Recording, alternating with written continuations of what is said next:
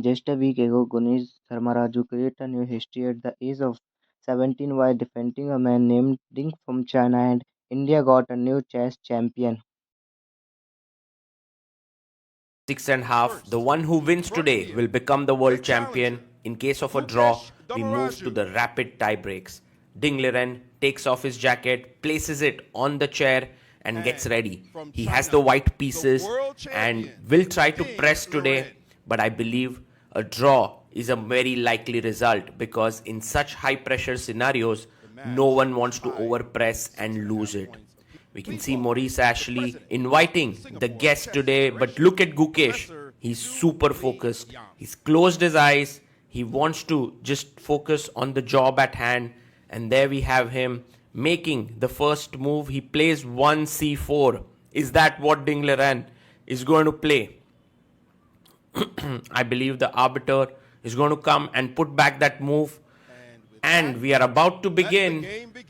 The players shake hands. The clock is started. This is, dear friends, the ambit recap of the day. Ding Liren opens the game with knight to f3, a very super solid choice and one that Gukesh would have expected perhaps, but not so sure how deeply he would have prepared. He goes d5, g3. Wow, the reti opening is what Ding goes for. It has all the flexibility in the world because you haven't touched your c pawn nor your d pawns, so you can place it the way you want it. Now the bishop comes to g2, and let's see what Gukesh plays here. He has taken the center, and with knight c6, he's going for the reversed King's Indian. If you castle, I can go e5. But Ding is like, I'm going to play the reversed Grunfeld. He plays d4, and takes will be met with knight takes. So Gukesh tries to be very solid. He goes e6. And it makes sense, this move e6. White castles here. And black takes. The reason why this move is good is because black is already a tempo down when you consider it as the Grunfeld defense with reversed colors. So rather than being over ambitious here, Gukesh is trying to be solid with this structure, but Ding is going to strike at some point with c4, knight g e7 played. The idea is to take, queen takes, and the knight comes to c6. That's the plan. He goes pawn to c4. The pawn is pushed forward. And now Gukesh takes, knight takes d4. Queen takes on d4. And the knight jumps in to c6. Gukesh swivels his knight there. Knight is attacking the queen. The queen has to move, but where exactly? It can go to f4, e3, d2, d1. He goes to d1, and now Gukesh must push his pawn forward. And he does it. Pawn to d4. This is a very strong pawn. But if you look at the development, black is lagging behind. His king is in the center. The bishop is not yet developed. The rook is here. He plays bishop to c5.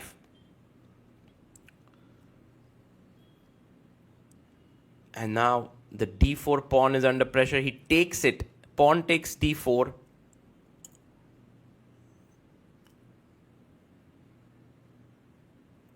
And he takes back with the bishop. The bishop is nicely centralized here and looking very strong, putting pressure in both directions.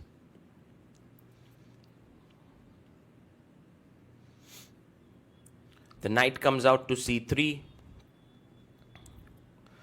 And now taking here is not a good idea because after takes, the rook gets an open file, the bishop gets this important diagonal. So Gukesh calmly castles it out and tells Ding, what is your plan? And Ding does jump to b5. Now e5 would be a nice move here and a very strong one, because if you take, I take back with the pawn. Looks pretty good here. But Gukesh comes back to b6. And now white can actually start to press a bit with queen e2. Let's suppose e5, rook d1, queen f6, and bishop e3. And this position is very pleasant for white. In fact, Gukesh would be putting a lot of pressure here on Ding after bishop b, after queen. Ding would be putting a lot of pressure on Gukesh after queen e2 and rook d1. Well, right now we see Gukesh getting up from the chair, Ding coming back in, and now playing his pawn to b3. Maybe not the most accurate. Well, he wants to maybe get his bishop out to a3. a6 is played. There was a tactic with bishop f2, king f2, queen f6 trying to win here, but after bishop f4, e5 and king g1, white would be doing very well. So b3, a6. The knight comes back to c3. And now Gukesh, what is his move going to be? He goes bishop d4, attacking the knight on c3. Queen comes to c2. Oh, he goes bishop b2. He doesn't play his queen here. He goes bishop b2, defends here. And e5. Gukesh has now centralized his bishop, but in that process, he is giving up the d5 square here. Bishop to e6. So slowly and steadily, you can see the black pieces coming into good squares. The knight jumps in to the center, knight to d5.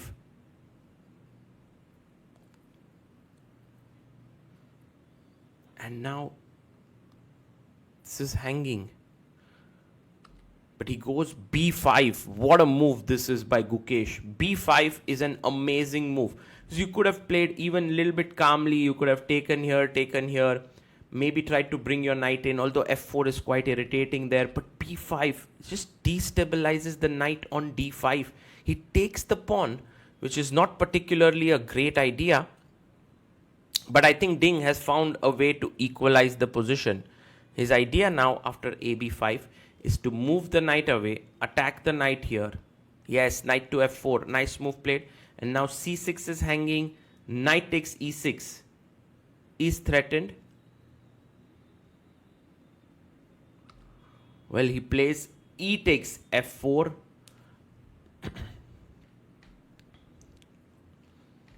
And now let's see how bishop takes c6, attacking the rook. And Gukesh takes on b2. We are having mass exchanges here in the position. So it is slowly and steadily heading towards a draw. And tie breaks look very likely.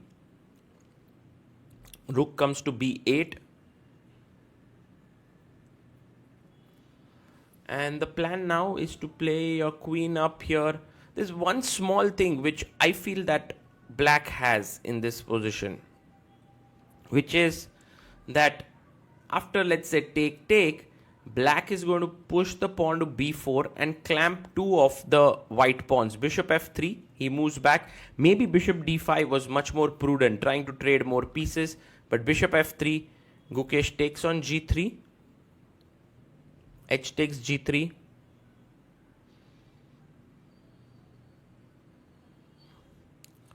And now pawn to b4. So there's a slight pressure here. Nothing much, nothing serious, but one pawn sort of clamps the two pawns and Ding immediately wants to unravel. He's like, I don't want to keep waiting with you, Gukesh, trying to put pressure. B takes a3.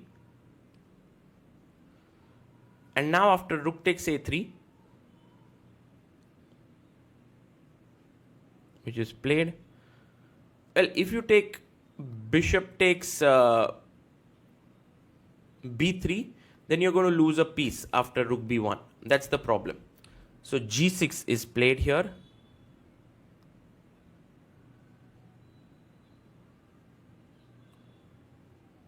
And the queen comes up to d4. So Ding is like super keen to even trade off the queens, even if it means giving up a pawn. Pawn comes up to b4 and Gukesh finally says, okay, thank you for the pawn, I'm taking it. Takes. And logically, this is a good decision because you are essentially a pawn down, but it's 3 versus 2, and you now trade another pair of rooks. You soon, if you get off the bishops as well, then it's a draw. Rook endgame, so let's say rook takes rook, bishop takes, and now imagine that I play king g7, you go here, I take, this is a dead draw. There's nothing here. So Gukesh has to avoid the trade of bishops. And he goes g5. Have a look at the clock. We are on move 32. Gukesh has 53 minutes. Ding has 22 minutes on the clock. So time pressure is not really a big problem. He goes bishop d5, offering a trade of bishops. And Gukesh stays there. He plays bishop f5 because he knows he wants to continue fighting. And this is the thing about Gukesh, that no matter what the position, he has made Ding fight for every half a point. But here doesn't seem very likely that he'll be able to convert. He plays his king to g7, and in fact the tie breaks will really be very interesting because everyone has predicted that Ding is slight favorite when it comes to tie break. He has a much higher rapid rating. Rook to c4, offering a trade. Once again, if you trade the rooks, the bishop endgame is a dead draw. There is nothing much to play for here. So Gukesh would love to keep both the pieces here. And he goes rook b1 check.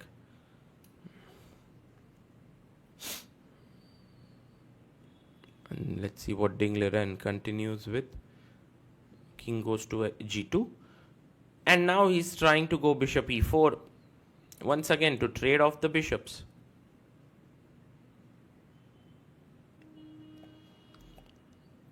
Rook e1.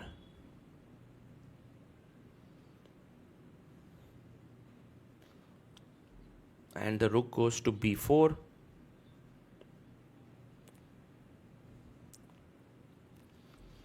h5 has been played here with the idea maybe at some point to go h4, but I think what Gukesh is aiming for is g4, f5, king h6, king g5 and h4.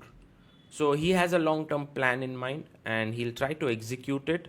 Not so sure if he'll be successful here, but at least you keep playing. Also, the tie break is just the next day. So if you're able to play a long game, by the way, 40 moves are done. So Ding Liren gets 30 more minutes on the clock. He's 38 minutes on the clock, but Gukesh has 1 hour 12 minutes. King h6 and Gukesh gets up. Ding comes back in.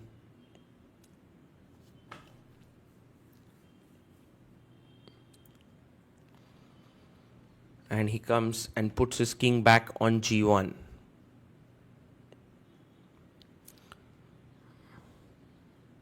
I'm a little bit in awe of how Gukesh is playing here because, you know, most of the players would already have lost the intent to play on. You know, they would continue, but not with this laser sharp focus that Gukesh is showing. Pawn to g4. I think this would be one of the strategies of Gukesh before the World Championship match, that let's fight till the bitter end in every single game.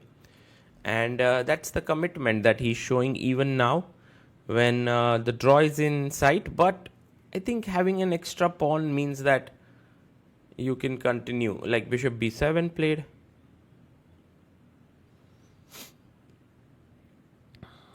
And now the king comes up to g5.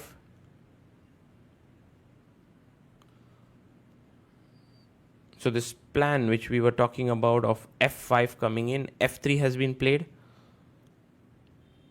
And that's a good move by Ding actually. Because now with trading another pair of pawns, it'll become very tough for Gukesh to win. Although Ding has been bleeding a little bit of time, he has 21 minutes on the clock. Gukesh has 1 hour 11 minutes. He plays f5. You can push your pawn to f4, but I think Ding wants to simplify. So taking on g4 makes a lot more sense. So fg.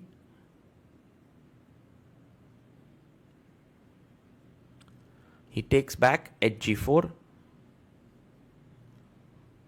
And now the best way to defend is just to keep waiting with your rook on the 4th rank. So f4 is very difficult to achieve. The bishop can keep moving back and forth on this diagonal. Bishop f7 played. The king comes up to f2.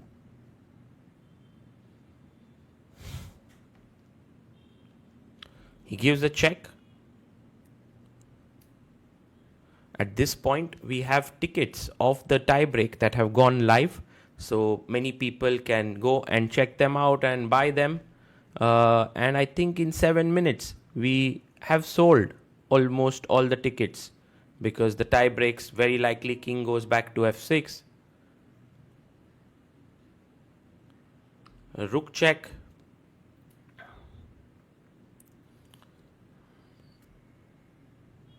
And whether Gukesh, he goes g5 back. And I think Ding will come back to b4. Yes, he's not going to allow pawn to push. He's at 16 minutes on the clock. Gukesh keeping an hour, more than an hour on the clock. Bishop e6 played. Rook a4.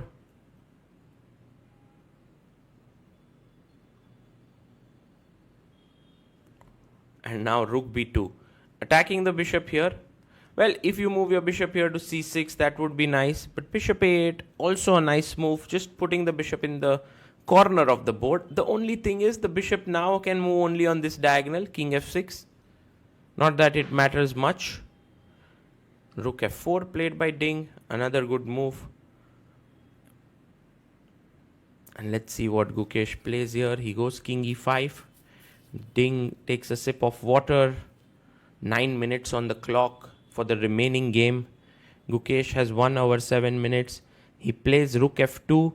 And it's a huge blunder. It's a huge blunder. Let's look at Gukesh's expressions here. Look at him. He zones in. He can't believe. He can't believe what has happened here. He moves in. He's like, what? Ding, did you really play this? Guys, the winning idea is to take the rook and put the bishop on d5. And look at Gukesh. He's seen it. He can't believe it. The world championship is moments away. Because if he wins this, he becomes the world champion. He tries to focus here. And now takes the rook. Rook takes f2. And Ding knows he's blundered. Look at Ding there. Bishop d5 played, offering a trade of bishops there. He looks at Ding. And now a bishop trade cannot be avoided. That is the main problem of having the bishop there. And this is a lost king and pawn endgame. Unbelievable turnaround. We'll have to refund the tickets for sure, because this is over. Look at Ding there. He's lost it. Gukesh gets up and starts walking around, just like his typical walk that he does. King comes up to e3, but this is over. King will come to e5. And he will push back the white king here. For example, if king f2, king d4, king e2, king here, king here, king here. And when you push him back, you're simply going to win this pawn. And there you have it. Ding Liren has lost. Gukesh can't believe what has just happened here. This is the ultimate moment of the World Championship. Ding Liren is going to throw in the towel here. He pauses the clock. He resigns the game. Gukesh is the world champion. Look at Ding congratulating him. Look at Gukesh. He's smiling. He can't believe he's become the world champion here. It's absolutely stunning moment in the history of chess, because not only has Gukesh become the world champion, Ding moves out, but Gukesh has become the youngest world champion ever at the age of 18 years only. And he looks up at God. Thanks, the Almighty. The arbiter wants to shake hands with Gukesh, but Gukesh is in his own world. He's laughing, he's crying, he has all emotions flowing out. He's so happy. But he also remembers all the hard work put in, all the nervous tension and energy that he went through. And you never see Gukesh with so many emotions. He is generally so stoic. Look at that smile on his face. The crying there. Wow, this might well be one of the most beautiful celebrations after becoming the world champion as he puts back his opponent's pieces. This is what he learned as a little kid, to set up the chessboard. But this time, it's just so much more special. Arkady Dvorkovich, the FIDE president, comes and shakes hands with him. And Gukesh now starts to set up his pieces there as all the journalists join in to take a shot of him. And there we have Maria Emelianova shooting him, taking a nice little shot there. And Gukesh placing the pieces, everyone congratulating him. And that final act, just kind of pays his respect to the chessboard, which has given him so much, and puts back his player card. Maybe one of the most amazing moments in chess history, and raises his hands in victory. Dommaraju Gukesh is the world champion. He's now going to move out and meet his team. As he moves out of the playing hall, everyone follows him, but he wants to meet his dad. There you have it. Gukesh comes out and his dad Rajnikant waiting for him as they hug. What a moment this is. What a moment. What a beautiful moment as his dad and him relive that amazing journey that they have had. Over a decade of chess, and Gayevsky, his head trainer. Wow, this is absolutely amazing. We are in tears. And you can check out more videos of this final moments on ChessBase India. But for now, we'll leave you with this. Dommaraju Gukesh is the world champion, and we couldn't be more happy. This December, the world's top chess minds clash in the heart of New York City at the FIDE World Rapid and Blitz Championship. Witness world number one Magnus Carlsen and other stars from across the globe. Rapid and Blitz, chess in its most thrilling form, unpredictable and unforgettable. Fast moves, tactics and blunders, and moments that will keep you on the edge of your seat. Witness the pinnacle of chess excitement. Get your tickets now at worldrapidandblitz.fide.com.